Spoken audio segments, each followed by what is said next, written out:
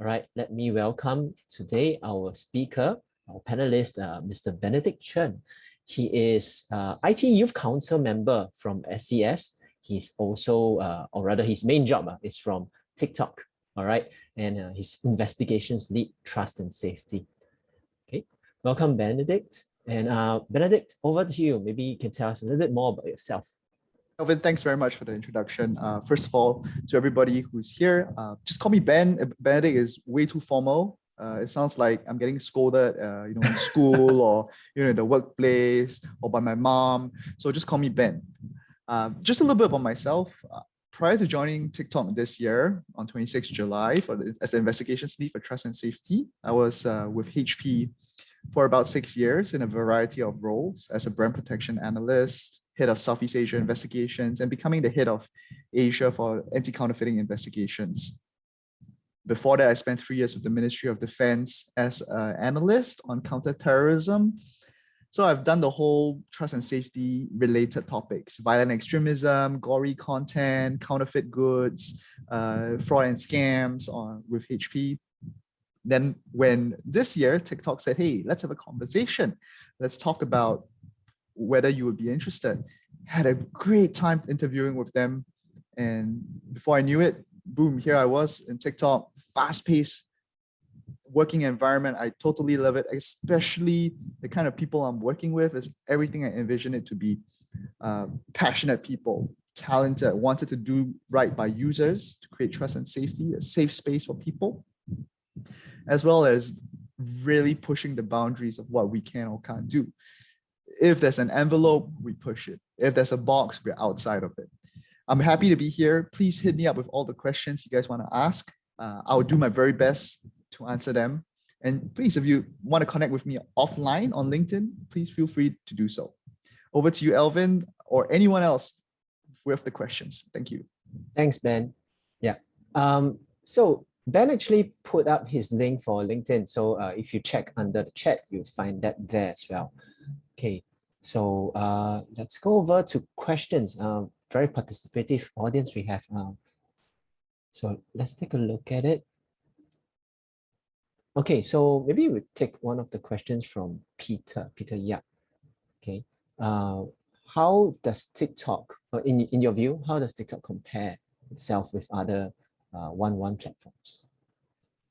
It's a very interesting question by Peter. How does TikTok view ourselves? Well, we are the, I would say, the #1 fast-growing platform that's out there. If you look at our competitors and you look at TikTok, I think TikTok's growth has been phenomenal, not just during the COVID period, but also before COVID, we were already creeping up. And then with COVID coming around, huge explosion.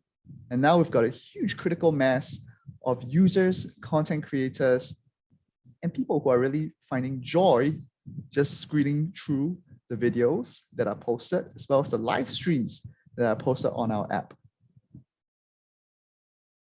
Thanks, Ben. Yeah. So you talked about TikTok as well as a company, right?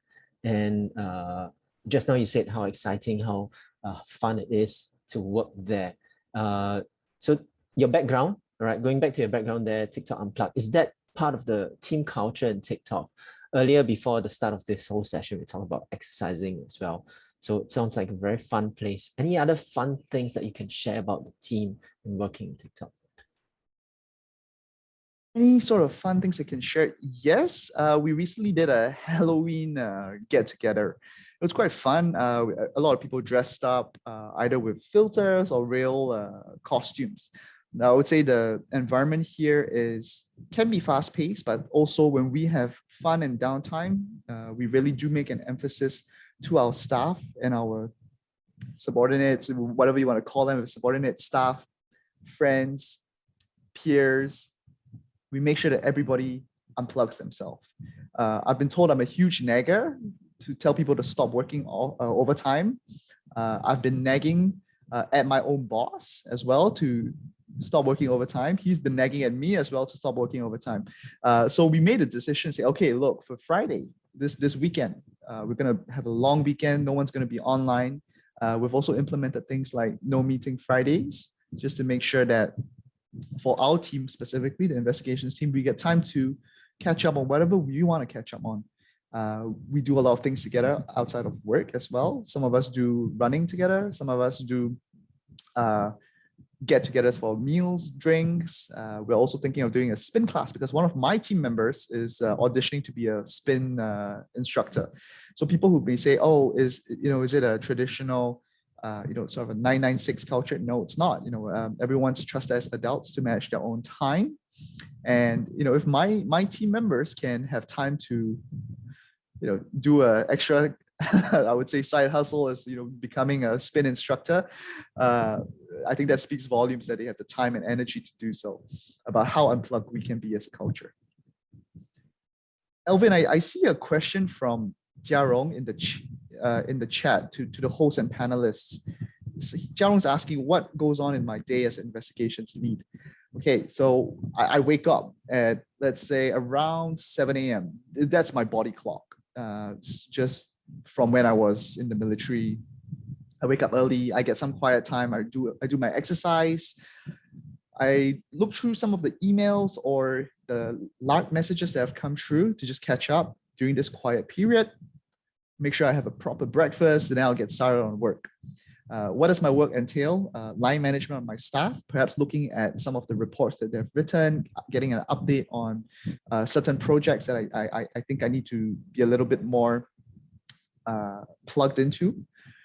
There are also checking in of my staff on projects that I am keeping at sort of an arm's length, where I empower my staff to say, okay, this is your project, you run it. I'm just here to get a bird's eye view of how things are going.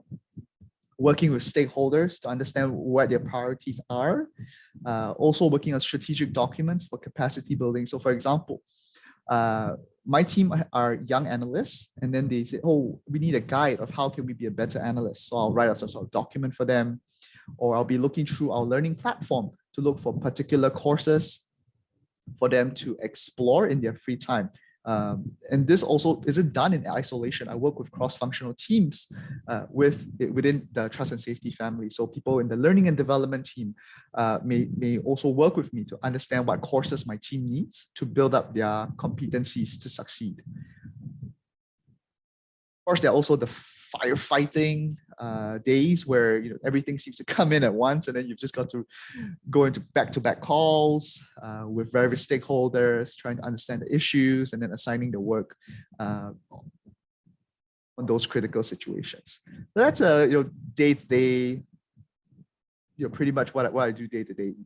The follow-up question I guess people would have is, do you work like global hours? They say, yes, I do, because I am the APAC lead. So I have to work with people in the UK, all across the world, LATAM, EMEA.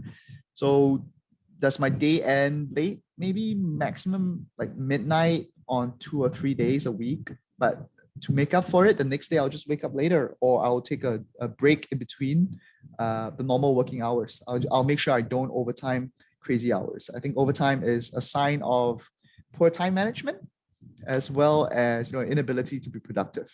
So that's my day to day. Thanks, Ben. Yeah. So by answering that question and sharing on that, I think you kind of answered Kalisa's question about the skills needed for your work, I guess. There are some questions in there. Elvin, I'd like to answer Kalisa's question in a bit more detail. Yeah, please do.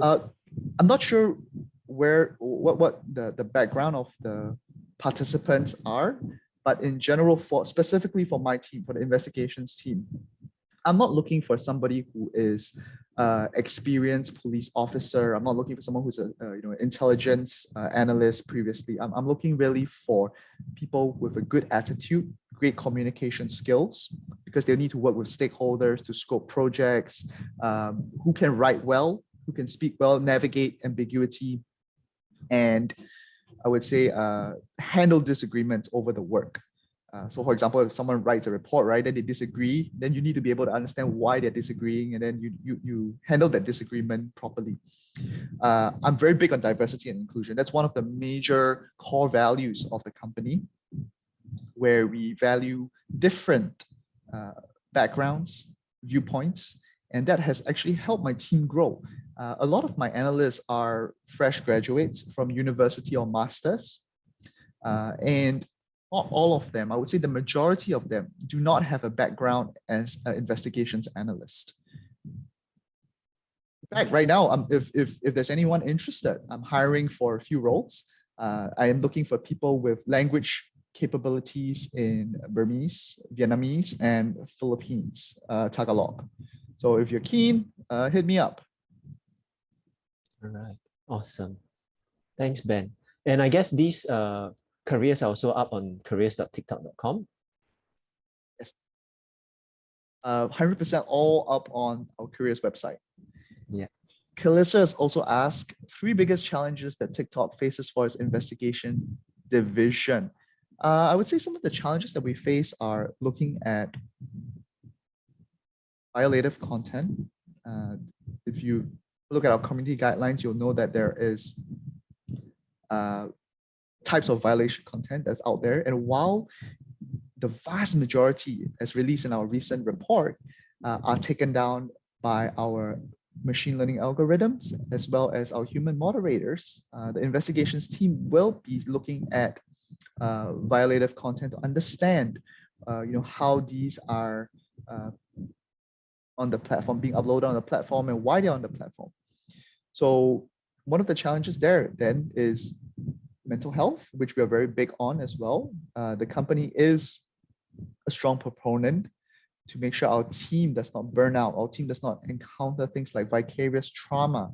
We actually do have a specific well-being team in place to ensure that employees receive the necessary support that they need. The other challenges that we face for our investigations division is language skills. Okay, so that's why we're hiring specifically for certain languages, because the markets, the content, right? Since TikTok is such a global company, in so many global markets, we have many languages that we need to cover. So that's one big challenge. The second challenge I would say is, how do we ensure that my team doesn't get burnt out as a result?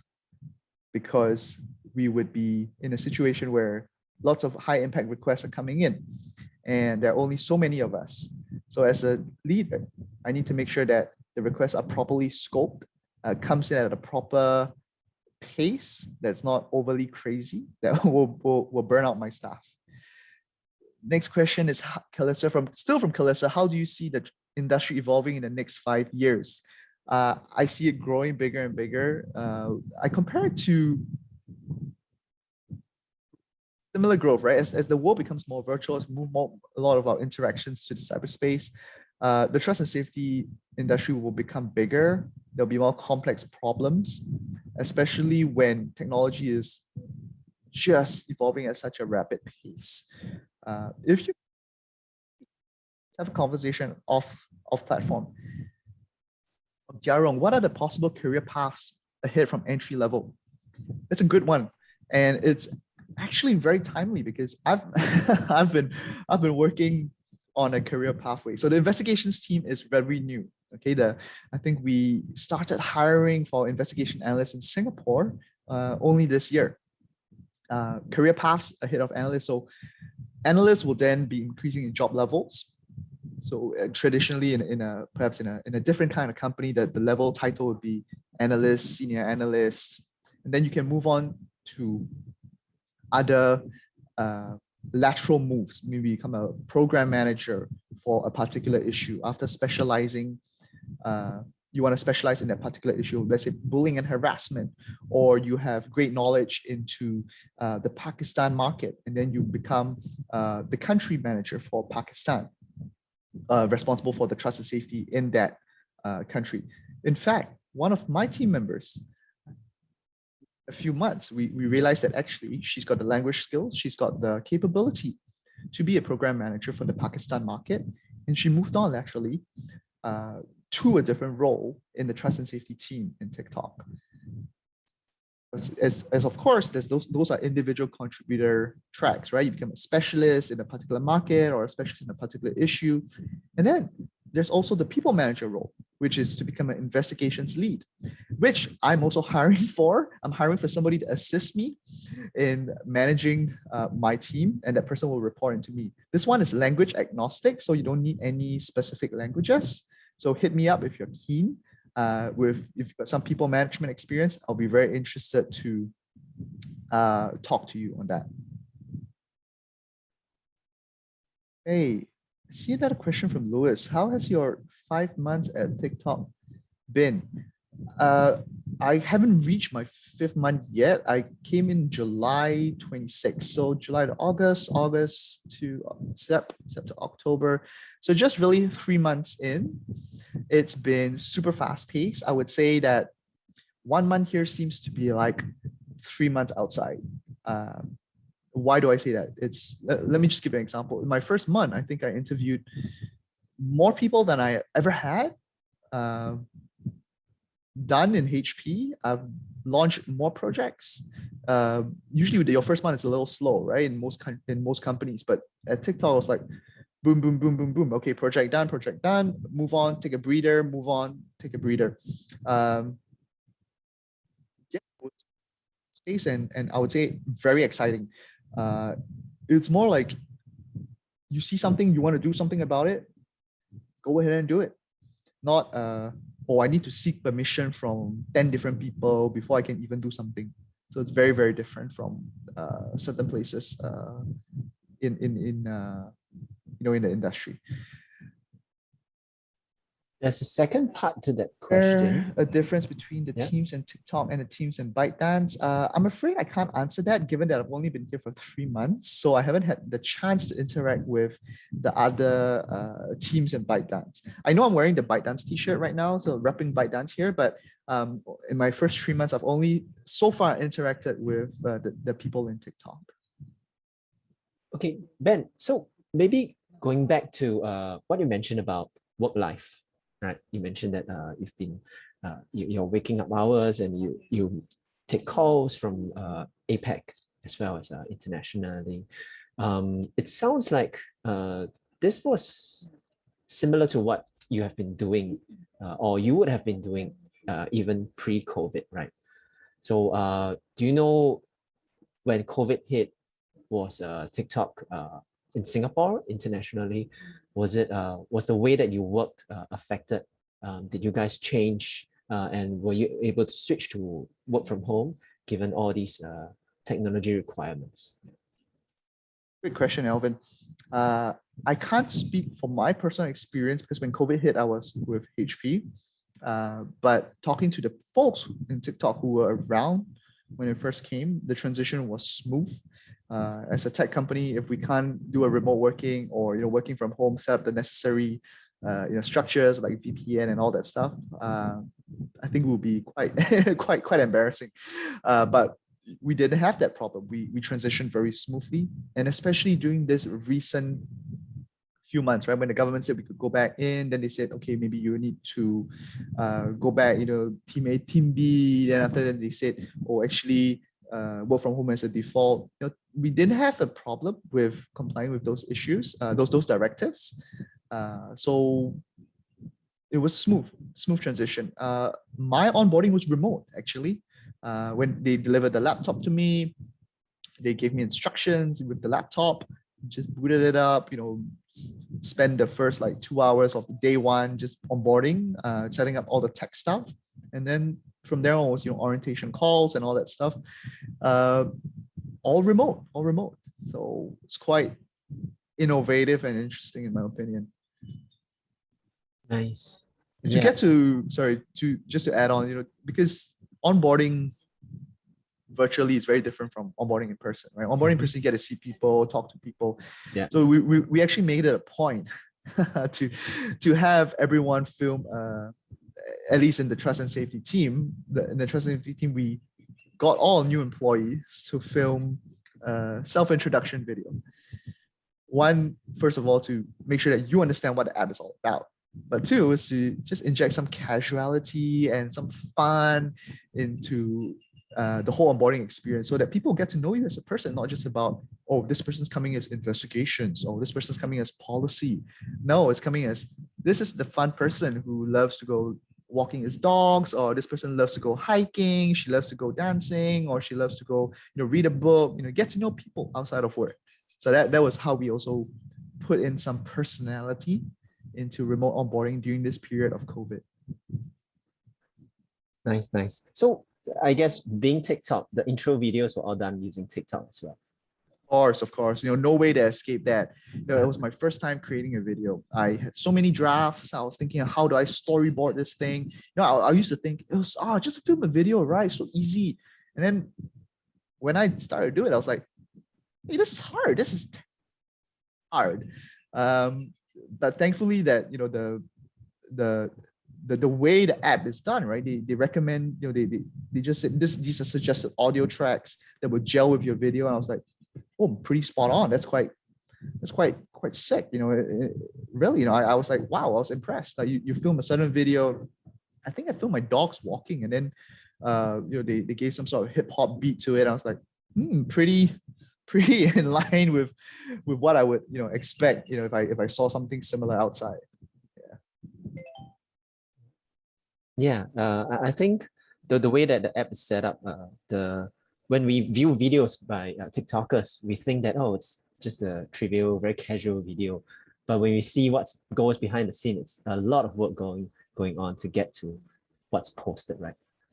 Indeed. Even like the dancing or the choreography. No, I didn't dance for mine. I swear I didn't. But I've seen people who do the dancing and all the trends. I'm like, okay, that's a lot of work. I see a question from Kalissa. How could you share about your career journey from MinDev to HP to TikTok? I'm not sure how I would want to address that, because I'm not sure what aspect you want to focus on. But for me, I've always been keen on investigations and in the intelligence world. So after uni, I joined MinDev. Came a time after about 3 years where I said, I need to try the private sector, or I will forever be stuck in Ministry of Defense, because it's comfortable, it's easy, it's like a safe space. So I said, I want to go. So I worked with people I know. So they introduced me to specialist recruiters. They introduced me to people that, hey, that this person's good, you want to explore, have a conversation. And through those conversations and networking, I was able to land a role with HP. HP, I just made sure I threw my head in the ring, improved communication skills, made sure I was performing at a level where I wanted to be. So as an analyst, I wanted to be Southeast Asia head. So I made sure I behaved as if I wanted to be, behaved in that manner, showed the work, went beyond my analyst work to say that, hey, I'm capable of being a manager. And then similarly from Southeast Asia to move to Asia head, I then perform other tasks and work that showed that I was capable and ready for that role. So when the openings come up, I throw my hat in the ring and say, I want this role. I'm going to interview for it. Sure, you take whatever chances life throws at you. Then why HP to TikTok? I realized that it's perhaps time for me to move on to something new and exciting, even more exciting than catching counterfeiters. Because HP was just focused on counterfeiting, but at TikTok, I am looking at the whole gamut of trust and safety. So not just about counterfeits, there's minor safety, there is adult nudity, there is violent extremism, bullying and harassment. If you click report video on TikTok, you'll see all the different categories of investigations that I will look into. Okay, thanks for the question, Kalissa, and thanks for elaborating on that, Ben. I think one of the things you said back there is really struck me, because you said you decided to behave for the job that you want, right? And that goes back to one of the sayings I've heard before as dress for the job that you want to get, correct? Yeah. Well, that's interesting, right? Because if you dress for the job you want, right, it also depends on what that company is, right? Look at me, I'm in a t-shirt right now, right? My interview process, I went in a suit and a tie. My interviewer was in a hoodie. So I said, okay, then he asked me, why are you so formal, right? I said, oh, it's just to give respect to you as an interviewer and to show that I'm really keen on the job. And then I said to myself, oh man, I think I made a mistake. But since I already said that this is the line I'm going with for every subsequent stage, I was in a suit and a tie. So yeah, it's just a funny anecdote I'm just sharing with y'all. Yeah. So I guess the folks who are interviewing for TikTok in the future don't dress in a suit and tie. Maybe a collar shirt, short sleeve is okay. Don't come in a singlet. I think that's perfect, Alvin. I mean, don't come in a singlet or like sportswear. It's just a bit too informal. Too informal, yeah. Yeah. All right. So, Ben, you've been talking about roles within your domain, right? Do you know within the other job verticals like tech, art, design, management, marketing? Do you know any of the folks from those teams? Do you work with them? Not in close working relationship with them. That I would be honest, say no. Are they recruiting? Yes. Our careers website is constantly updated, and they offer roles for interns as well as fresh graduates, as well as experienced professionals. And it's a great time to apply. You mentioned a little bit about working with partners as well. Who are some of the partners that TikTok works with within your own field, within your work area? Do you work with Singapore government people? Do you work with civil service? Do you work with other tech partners? And what are the values that TikTok and the other partners share? Well, to answer the second question, which is easier, what are the values that we share? I think the common values is to do good for people, make the world a better place, make it safer, make it an environment where people can go online to themselves, not to worry about being exposed to negative content, to make sure that whatever happens online doesn't translate into something bad offline.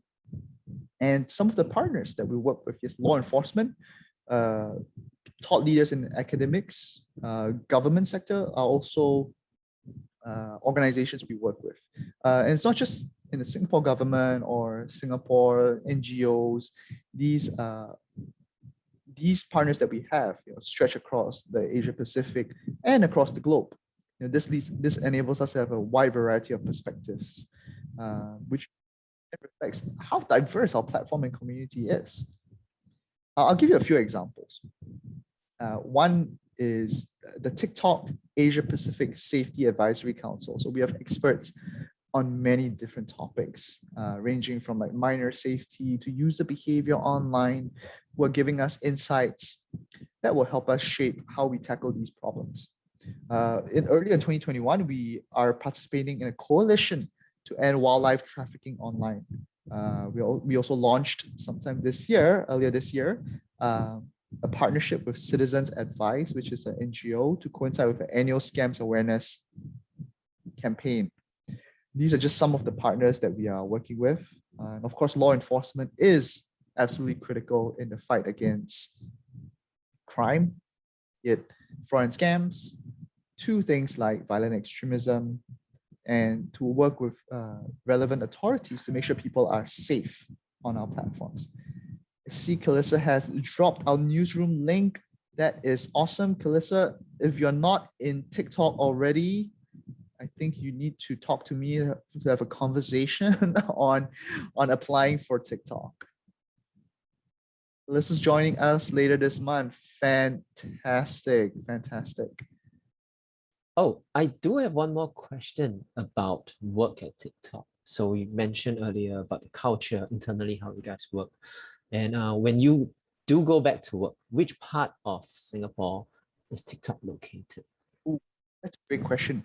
For my team, we are on the spanking new building, ORQ level 50, top floor views of the CBD, MBS, I'm looking forward to going back to the office. Do I love working from home? Yes, I do love working from home. No doubts about it. But I also I do enjoy going back to the office for a couple of reasons. One, the view is crazy. It's super nice. It's also near my place, so it's not like Tuas to CBD. Uh, I'm okay with going to the office. Will I go back every day?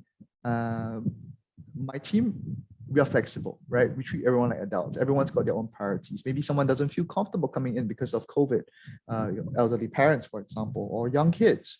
We're very flexible with that. Or maybe they had a late night the other night. So you want to come in, come in. Don't want to come in, fine. Everyone should be treated as adults. That's how we've been approaching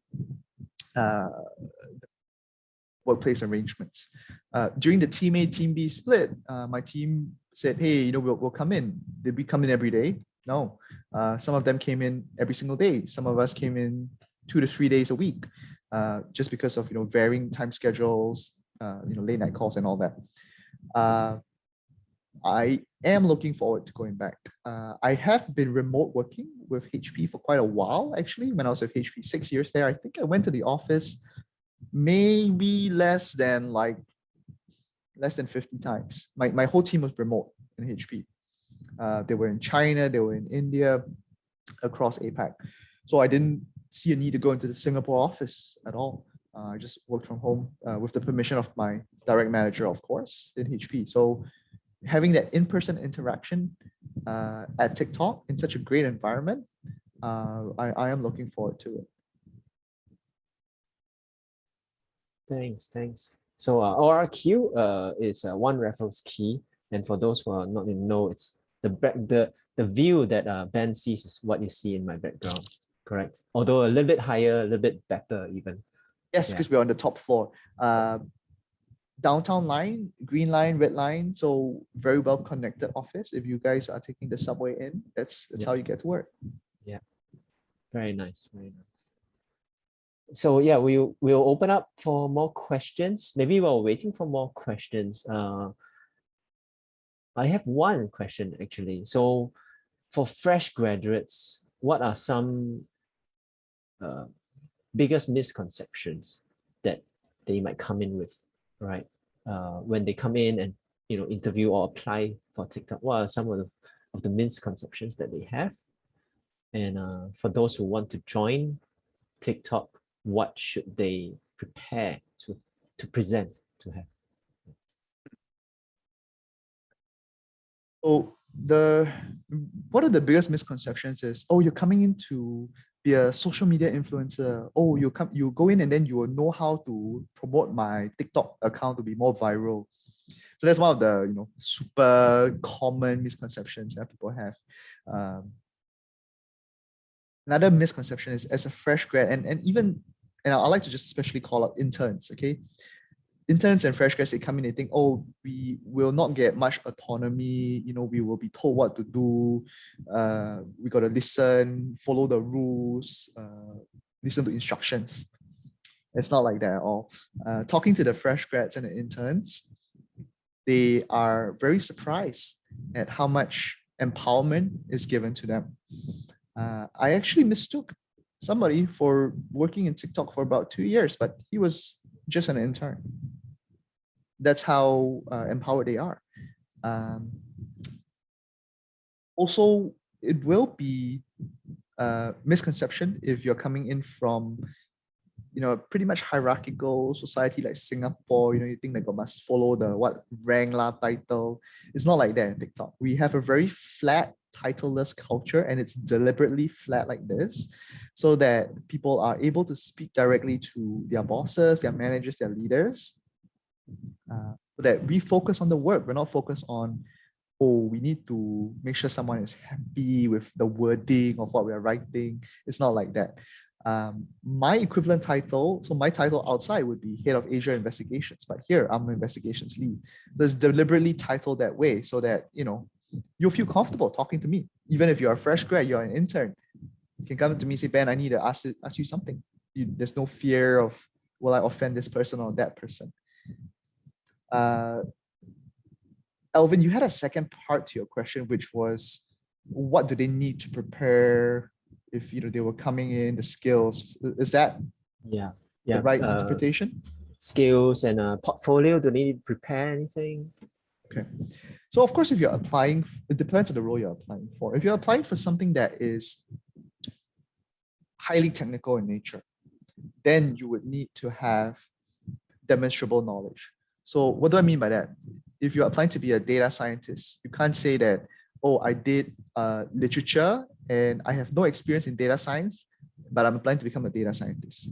That won't fly. You need to have some relevance. Your portfolio, your resume must have some relevance to the role. If you're applying for perhaps a more generic role like investigations analyst, and you may not have experience in investigations, but you are somebody who has good writing skill, good research skills, which are transferable to being an investigations analyst, then people would then still also take a look at your resume. The skills that are really prized here are collaboration. In addition to the technical skills, I'm talking about the soft skills now, collaborative skills, communication skills, and confidence is also very important. So there's no point about collaboration to the point where you're paralyzed. Here, I read this term, collaboration paralysis. It's where people just keep talking and talking. Hey, do this, do that. Hey, what do you think? What do you think? Hey, maybe you should consider this, the angle. And then you're all just paralyzed. There's no one confident enough to say, let's make a decision. Even if it's the wrong one, we'll just fix it along the way. So these are the soft skills that you'll need to succeed, not just in TikTok, but anywhere else as well. All right. Thanks for those insights, Ben. So we talked a little bit about careers, about internships as well. So from my angle, so I forgot to introduce myself earlier.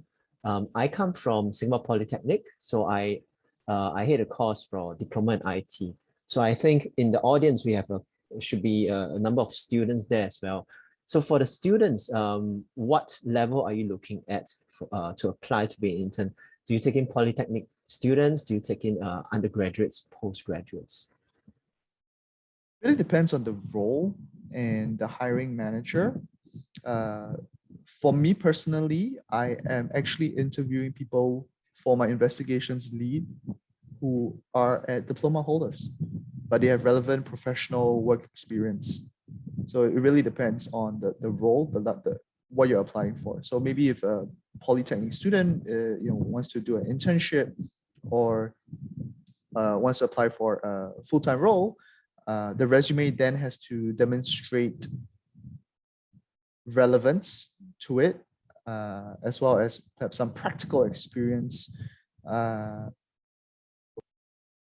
Much like my investigations lead who I'm hiring, I was looking for more of a practical experience, and I couldn't care less whether you came in from a diploma or whether you came in from a degree or a master's. It doesn't matter to me. I'm looking for someone who can do the job. Do you know of somebody who is a global manager in TikTok with a high school education, but he's got lots of relevant work experience to that particular role that allowed him to be hired? Yeah. I see a couple of questions, one from Zheheng. What are some of the technical skills for the role of investigation analyst? That is really good. SQL is quite prized at TikTok. It's not a deal breaker for me if people don't know SQL. A lot of my analysts are not familiar with SQL, but they learn on the job. And we have a database of queries which we've built up over time for the more commonly used queries. So like you want to find X number of people or using a specific audio or whatever, they go into the query bank, copy and paste the query, and run that query. That's pretty amazing, actually. For investigation analysts to have, because SQL is a very technical skill set, actually. Yes, it's not a deal breaker. So I can hire someone who has no knowledge of SQL, but the person must be willing to show that she or he can learn on the job. and enthusiastic, and won't be daunted by learning something new. It helps that we have that library because we've built it up over the last 4 months, and it's constantly being updated as we find new ways of querying the databases. Other technical skills would be hard investigation skills. So, and it depends on your experience. As I said, I can hire fresh graduates with no level of experience in investigation, but great curious mind, great attitude to learning. I prize at a senior level investigators who are able to demonstrate that they have been able to run complex cases. Someone who has maybe done network analysis, charting out the whole network of a syndicate. Think of it as like a family tree, who's connected to who, right? How do they visualize those data on screen? Are they able to write well? Are they able to make something complex into something easy? If you're thinking about what is a network analysis, what is a link chart? Think of it as like in school, we did this thing called brainstorm mind map, right? You start with something in the middle, then it branches out, and this one links to this one, this one links to that one. That's what link chart, network chart usually looks like. So that is also a technical skill that I prize for complex investigations. What other team do you work with the most in TikTok? Okay, so the investigations team, our main stakeholders, the people I work with a lot, like I would say daily is the market integrity teams for trust and safety and the issue team. So earlier I said one of my staff became country manager for trust and safety for Pakistan. So she will come to me and say, hey, I've got a problem in Pakistan. Can you help me unpick this problem? Then we'll work out how to help her unpick that problem. I also talk about the issues that my team covers. So the different teams in the trust and safety who cover those specific categories, like minor safety or adult nudity, bullying and harassment, they'll come to me similarly, say, we've got a problem. The policy needs work, or we need more data, we need some insights, we need to understand whether there's a gap in our processes or policy. Can you help us? These are people I work with on a daily basis. If you want to know like what kind of teams, as I said earlier, click report video on TikTok and you'll be able to see the kind of categories that you can report a video into. Those are people I work with on the daily. Yarong, can you share me examples of a staff colleague having a good attitude, correct attitude? Our behaviors at TikTok, right? We have core values. One of which is, as I talked about earlier, diversity and inclusion. Respectful of people's viewpoints, making sure that we don't discriminate against people of gender, age, location, etc. Okay, there are other bite styles like being open and humble. So leaders cannot have an ego, especially when we ask our staff to be candid and clear, which is another bite style value that we practice. So when our staff are being open and clear, right, candid and clear to us, giving us feedback, we've got to make sure that we don't punish them for voicing our honest feedback given in a positive and constructive manner. So when they tell me, Ben, I don't like this, I don't like that, as their leader, I've got to be open and humble enough to accept it and say, okay, yeah, I get it. I'll take it. I'll take some into consideration. And then of course, some I won't take in consideration if I feel that it shouldn't be. Then it cuts both ways. Then I'll be candid and clear with them why I'll accept it, why I won't accept it. And then they've got to be open and humble enough to take that in. Some of the other values, right? The good attitudes, is having an always day one attitude. Making sure that we are fully energized. We're enthusiastic as we were since day one. Over time, people will say, hey, CNA, work here so long already, very tired, no energy already. That's not how I want.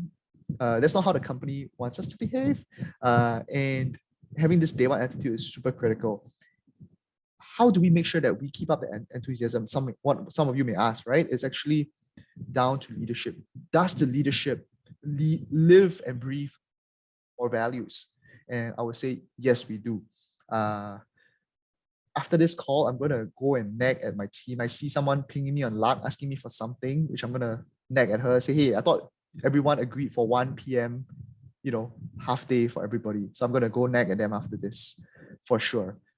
Leaders got to live those values. And by leading by example, it will percolate downwards and everyone will then follow.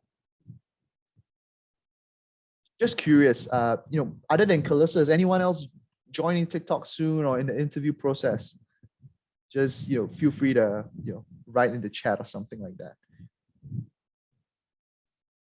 Elvin, are you gonna hit me with more questions? You managed to cover almost all of our questions. Vincent just said, name one perk. Oh, more questions are coming. More questions. Yes, that's nice. Okay, one perk I like most. Okay, so it has to be the one that I really like the most. Trust to manage your own time. We are not, and this relates to another question that someone else has asked. Is it a Chinese 996 culture? No, it's not. TikTok is a global company. We are very big on work-life balance. We are very big on making sure that people manage their own time as adults. So everyone from the freshest intern all the way to the top, manage your own time. We care about output more than time, to be honest. I don't micromanage my team. So my boss doesn't micromanage me either. So I really enjoy that perk, having that trust given by leadership to us to better for the company, do better for ourselves. And in return, hopefully people don't abuse that trust. Setting our own hours, coming into the office as and when we want, I think is a big perk for me. The second question from somebody was, how diverse is Singapore engineering team? I don't know, to be very honest, but we hire based on performance. We hire based on best fit, because from what I've seen in TikTok, in the trust and safety team, which is very big, it's very diverse. It's not a certain race or certain nationality that dominates any particular team. My team, I have Singaporeans, I have people from Malaysia, Indonesia, Vietnam, Thailand. I have someone from Ukraine who's actually, in Singapore, that I actually hired for Russian language capability. I've also hired some people I'm looking to hire people for Burma, Philippines. I'm in Japan as well. So very diverse for my team. And I would say it is representative of how the greater team Singapore is like. Very diverse, very widespread cultures. Are we a 996 culture? No. If you've seen the news recently, the company has mandated that we should be very mindful to protect the legitimate rights of our workers, especially also in China. Vincent, are you able to share the estimated age of management level? I'm 34. I'm the head of Asia in any other company. That's my title. Here I am as investigations lead. I'm 34. Some of my peers, like head of incident management or issue owner of adult nudity, I would say they are in like maybe 30s as well. I mean, I don't want to guess age of like my colleagues lah, because it has never come up.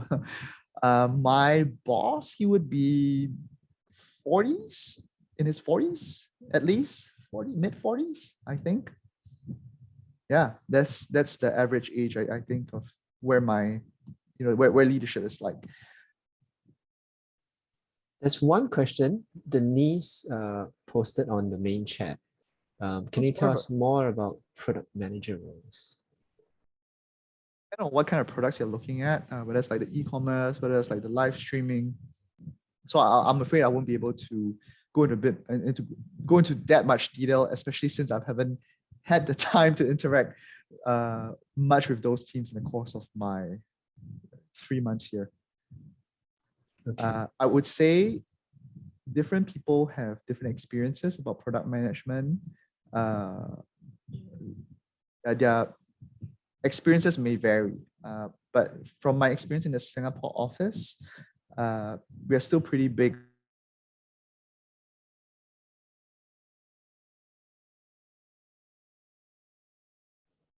to build from the ground up. So if you're a kind of person who's a bit uncomfortable with ambiguity as a PM or project manager, then that's something to note as well. Okay, I think we're running a little bit low on time now. We'll close at 4 p.m. sharp. But before that, maybe a personal question I want to ask Ben is, given that TikTok is global. You'll always be welcome to join us, Elvin. Thank you. Yeah, so given that TikTok has global offices around the world, right? From LA, US to Europe to Middle East, and now in Asia, Singapore, Jakarta, Seoul, Tokyo. Of all these countries, which office for TikTok would you most like to visit for yourself? Good one. I haven't been to the States for a long time for work, so I would say I would like to go to our Bay office, our Bay hub, and see people there. The investigation team are based in Bay, Singapore, and Dublin. Dublin's pretty not that nice place to go, I feel, but so I'll prefer to go to the state side. So Bay would be my first choice. Nice. Of course. Which is quite surprising because today I had a Ask Me Anything with my boss's boss. So I organized Ask Me Anything session for, and bear in mind again, this is my boss's boss. Okay, so he's like the big boss, right? And I said, hey, Joshua, do you have time for 30 minutes just to talk to 6 of my analysts? So you can imagine, right? In a different company, would you dare to go to like your boss's boss, the big boss, and say, hey, you go and talk to the analysts for 30 minutes, just have a chit chat, let them ask you questions, get to know them. Very different, right? I think in many places you may not feel comfortable doing that. But in TikTok, right, I said, hey, Josh, will you be happy? And he said, yeah. And one of the questions I asked him is, when are we going to do an offsite meeting somewhere else? And then he'll say, oh, well, I want to come to Singapore to do it. I said, no, I think Hawaii is a great place. Let's go to Hawaii. I know we don't have a full office yet in Hawaii, but yeah, let's just go. Why not? That's how comfortable we are about talking about these sort of issues with management in a flatless culture, titleless culture. And of course, fingers crossed, we all get to travel soon. Yes. Yeah. Nice. Okay. So we're coming to the end of the session. Last call for questions for Ben. Ben, any parting words for our audience who've joined us today? If there are no further questions, I'll just like to give a few parting words. Those who are applying for TikTok or intend to go to TikTok, prepare in advance for the role. Google how to perform well in an interview. Prepare for like standard questions that most interviewers will ask. Make sure you ask questions of your interviewer if they offer you the chance, or even if they don't offer you a chance, make sure you ask them a question. Prepare like heck for the interview, because nothing is more sad if when you meet a candidate who's not prepared, because the interviewer has given up 30 minutes to 1 hour of her or his time to speak to you. I encourage all of you to take a look at our career website, see if there's anything that you like, and try your best for it. Make sure your LinkedIn profile is good to get noticed, because now everyone's just looking for candidates on LinkedIn. Make sure your CV is ready to go at any given time. If you don't know how to write a CV, you can always reach out to me. I do this as a volunteer basis. I give like comments, and sometimes I spend a little bit more time helping people with CVs and LinkedIn. This is like nothing to do with TikTok, nothing to do with ITYC or SES. This is just me on my personal time. But feel free to reach out. Also, if you two tips. So for me, when I interviewed for this role, I knew that one of the questions would be, does this guy know anything about trust and safety? So I put together a slide deck in advance to show them what I think this role needs to be done, what problems, etc. And I provided that slide deck to TikTok. I said, these are problems that I envision. This is what are the possible solutions. These are what things I should look out for, etc., etc. So when I came to the interview, they knew that, hey, this guy knows about trust and safety, and then they can focus on interviewing me for other questions. So that's one tip. You might want to supplement your CV with something else. Maybe a slide deck. Maybe you want to do a TikTok video of yourself, a video application, in addition to your CV. Make yourself stand out. Okay, that's the first thing. The second tip, this is more technical. So if you guys go into an interview, any TikTok, any other company, any industry, they ask you this question: hey, do you have questions for us? Your first question, okay, should always be, is there anything in the interview or my CV that gives you pause about hiring me? Do you have anything that I've said in my CV or in my interview that gives you concern? That way, if they say XXX gives me concern, you're given an opportunity to tackle those concerns of the interviewer, and then you can salvage that interview process. Okay, or impress that guy or girl, the man or lady who's interviewing you, and show that you can address their concerns. That's my two tips. My parting 2 tips, 2 cents worth. Thanks, Ben. Yeah, so applicable to any job interview, any Yes. job application, right? And the whole thing, the last point there, I really love it, is it's a whole learning process. Whether you get a job or not, you learn from it so that you can apply it. Maybe the next time you go interview at TikTok, the next time you go interview at some other companies, right? Yeah. Okay, so thank you, Ben,